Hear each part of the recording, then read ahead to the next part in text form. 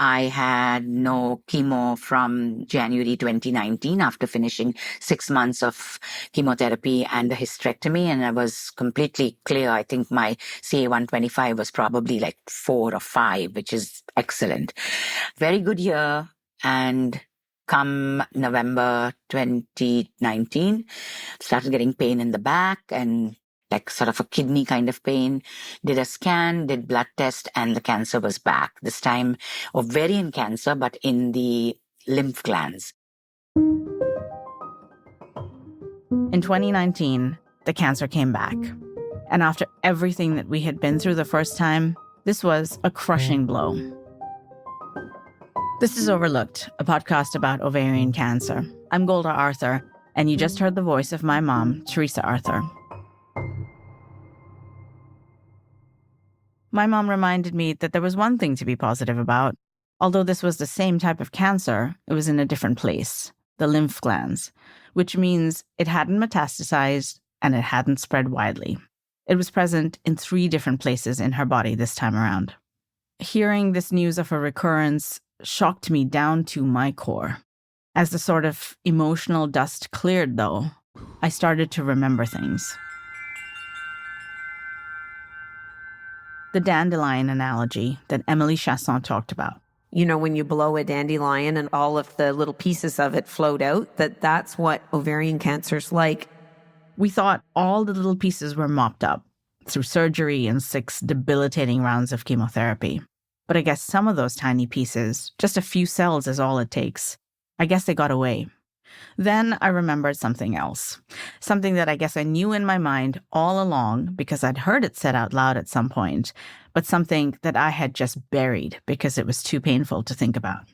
When we treat people, they present with advanced disease. We know that we get a response to the first chemotherapy, but we know that a lot of them are going to get recurrent disease within the next 18 months or so.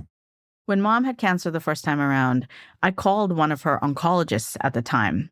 Dr. James Bentley is head of the oncology department at the QE2 Health Sciences Center in Halifax. And we treat them again and we treat them again. At the time, it took me a second to process what he was saying. Would you be able to say what percentage of women this comes back? Bearing in mind that if I'm talking about most ovarian cancer, I'm talking about stage 3 or 4 disease, and somewhere between 50% to 80% of those will come back. And that's the problem. Like for recurring chemotherapy? Yeah. It's not something you can treat once and it goes away, and we don't see people coming back that often, which is like the picture you see with most breast cancer. We see breast cancer in younger women. They get their surgery, they get their radiation, the chemotherapy, and most of the time they don't have to come back. Whereas with ovarian cancer, it's an older patient population and often the cancer will come back. Wow, this is a tough nut to crack. It is. It's a hard cancer to deal with because of that. You know, you get responses to chemotherapy, but you also get the cancer outsmarting us.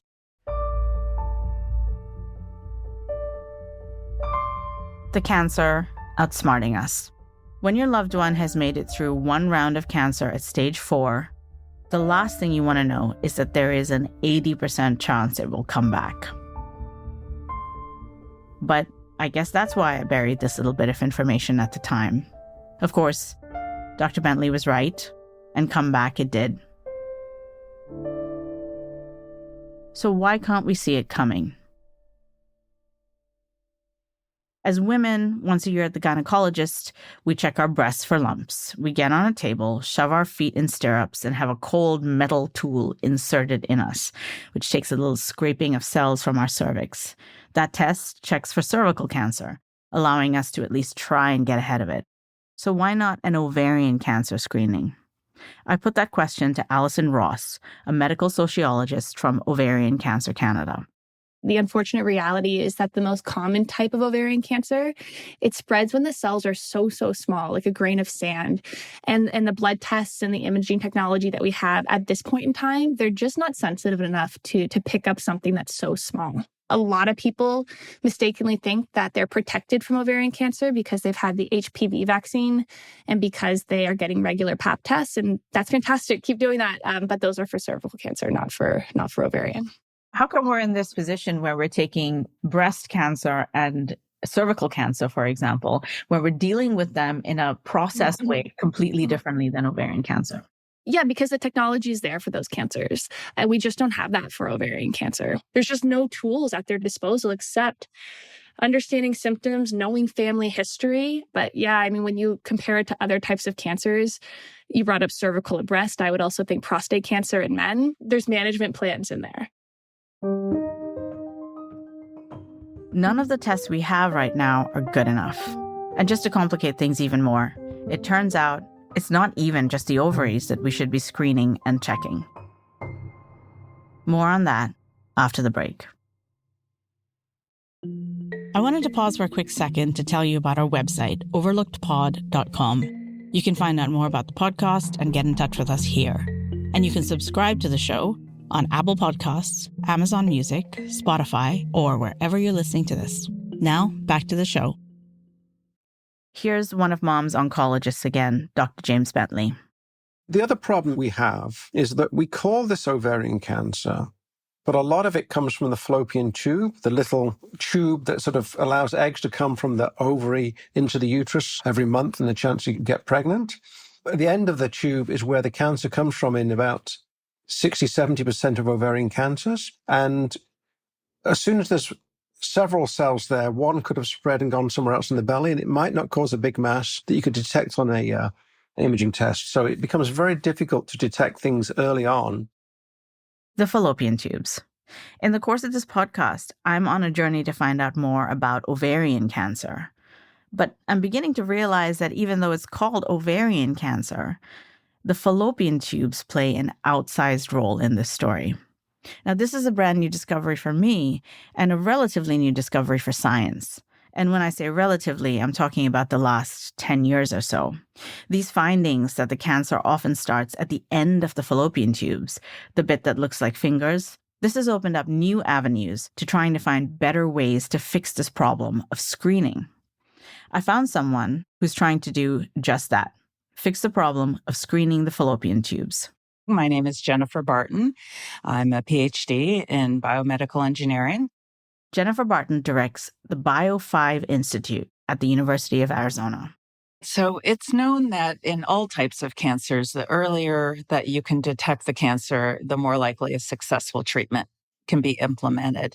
And that's especially true in ovarian cancer. If you can catch ovarian cancer when it's still confined to the fallopian tubes or confined just locally, then the chances of a successful cure are 90% or greater.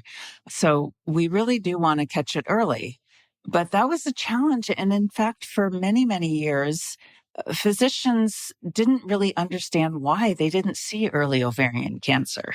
So knowing that you could look in the fallopian tubes brought around a whole new idea of screening. Now all we have to do is get into the fallopian tubes. We don't actually have to get to the ovaries.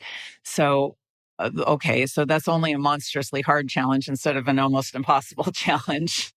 To take on that monstrously hard challenge, Jennifer and her team have created a new device called the falloposcope. Okay, welcome to the sound inside my head. When I first heard it, it made me think of a fairground roller coaster ride. But no, a falloposcope is actually an endoscope, a camera that goes inside your body. In this case, inside the fallopian tubes. The falloposcope is a very tiny endoscope that can go up through the vagina and the uterus and into the fallopian tubes. The fallopian tubes are very tiny, so we have to make our endoscope less than 1 millimeter in diameter in order to be able to go into them. And the reason we want to go into the fallopian tubes is because it's now understood that the most deadly forms of ovarian cancer actually start in the fallopian tubes and can exist there for years. So if we can go into the fallopian tubes and take a look around and maybe sample some cells, we can potentially have something that is analogous to a pap smear, but for ovarian cancer. I'm trying to imagine the size of this thing. Yes. So a millimeter in diameter, that's, about the size of a pencil lead, maybe a little bigger. So it's a very tiny endoscope. It's flexible because it has to be able to go through the tubes, which have twists and turns and are different in every woman. So a little bit like ultrasound, but on a much smaller scale. The idea behind this device is that it could be used as a screening tool for ovarian cancer. Jennifer likens it to a colonoscopy. In terms of the procedure itself, it's more invasive than a Pap test, which is used to detect cervical cancer and which can be done in a short visit to your gynecologist. Right now, patients need to be sedated before the procedure. The falloposcope has been in development for 20 years now, and it's in early stage trials. Technological advances have made it possible for tiny devices to take good pictures inside small, dark places in your body. It's so exciting nowadays that the advances in optics and photonics and materials make it so we can make something like a sub-millimeter diameter flexible endoscope that just simply wasn't possible 10 years ago. I want to say that since, for example, since 5 years ago, when my mom first was diagnosed with ovarian cancer, and since I started looking into it, it seems like, or perhaps I should say, it feels like the needle is kind of starting to move in several different ways, whereas it was stuck for a long time. But Jennifer, would you agree that there objectively is some movement on the needle in tackling this particular cancer on the scientific front, on the research front? Yes, I think that there's all kinds of advances that are happening, and it is exciting to see. I'll tell you a little bit about why I got involved in this project.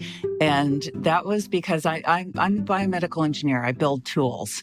And so I need somebody to tell me what problem needs to be solved. And I was basically accosted by a gynecological surgeon who came to me and said, "You have to help solve this problem of ovarian cancer.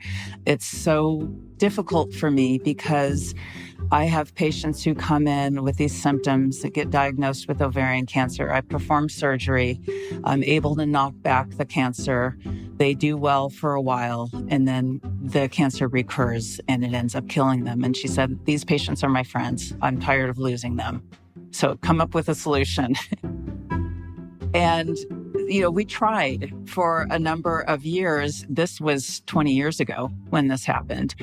And we knew that the optical technologies that I was working on could detect late stages of ovarian cancer. But because of this dual problem, one, not understanding what early ovarian cancer was or where you should even look for it, and because the technology just wasn't there to make miniature endoscopes, everything was kind of on hold. And I think several things have changed. The science is better. We understand the origin of ovarian cancer better. We know what to look for. Frankly, I think the other thing that's happened is people talk about ovarian cancer more now. This greater awareness, a greater acceptance of women's health issues in general. So all of that work and the technology developments and the increases in the science are leading to, I think, a whole new day for being able to both detect early and also to be able to treat ovarian cancer. Well, that's great. And then my last question for you is, what keeps you doing the work that you do? I imagine you've had your share of setbacks in your work and the philoscope and beyond. And what is it that keeps you in place and pushing forward? Well, it's people. It's people like you. Hearing your story, knowing that I have the ability as a biomedical engineer to maybe make a device that could lead to a different outcome for women in the future who have a surety of knowing they may have a risk for a disease, but there's something they can do to take control and to monitor and make sure they stay healthy. I had a good friend who passed away from ovarian cancer. She was very young, in her 30s. And it wasn't detected until it was very late. And she succumbed over many years and in a terrible way. I don't want that to happen anymore.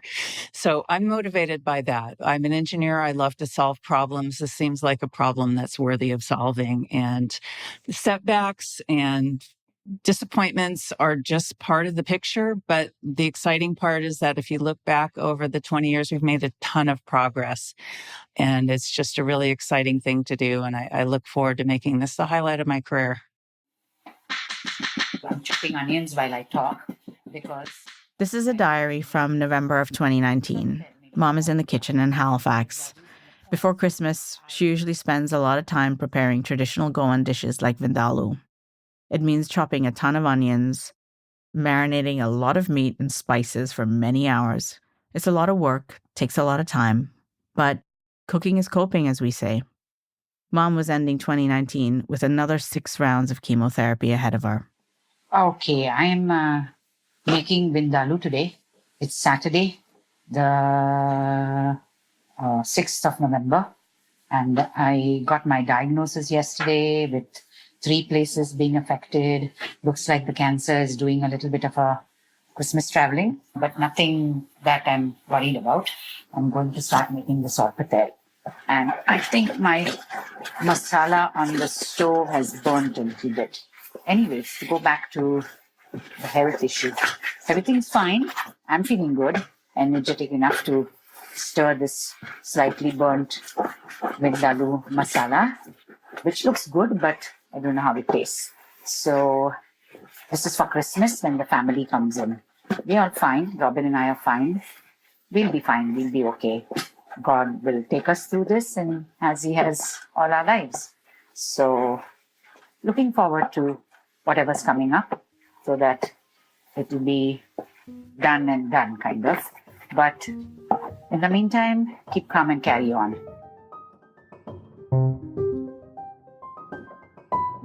Overlooked is written and produced by me, Golda Arthur. Our associate producer is Jessica Martinez Dios. Lisa Soep is our editor, and Eric Gomez is our sound designer and engineer. Please share this episode with someone who would like to listen as well. And leave us a review on Apple Podcasts. We're a small show, and every little bit helps. And for more information about the show, check out our website, www.overlookedpod.com. Thank you for listening.